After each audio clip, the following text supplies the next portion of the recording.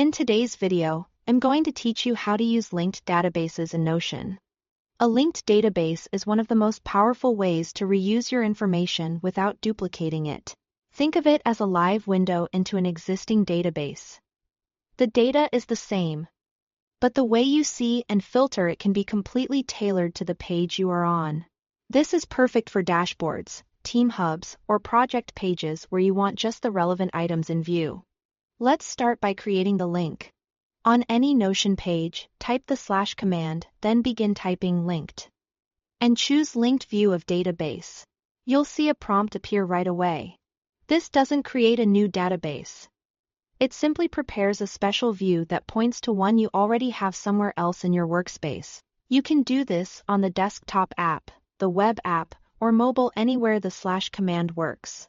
Next, select your source.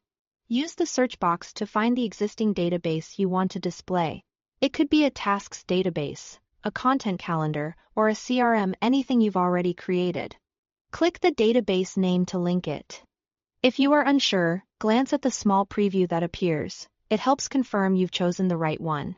Remember, whether the original database is full page or inline doesn't matter. The linked view will still connect to the same underlying data. Now customize the view so it shows exactly what you need on this page. Open the 3-dot menu in the top right of the view.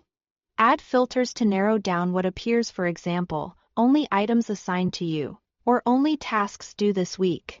Apply sorting to control the order, like newest first or by priority. These settings affect only this linked view, not the original database or any other views. That's the magic.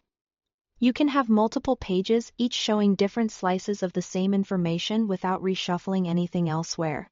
You can also rename the view to make its purpose clear. And if you switch layouts such as table, board, calendar, or list, those choices stay local to this page.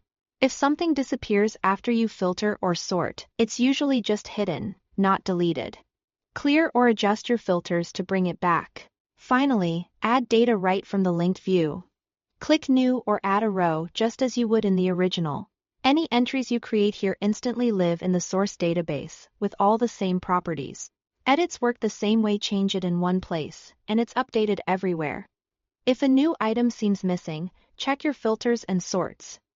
It may be tucked out of sight. That's it, simple, flexible, and incredibly useful for building focused, organized pages. Thanks for watching.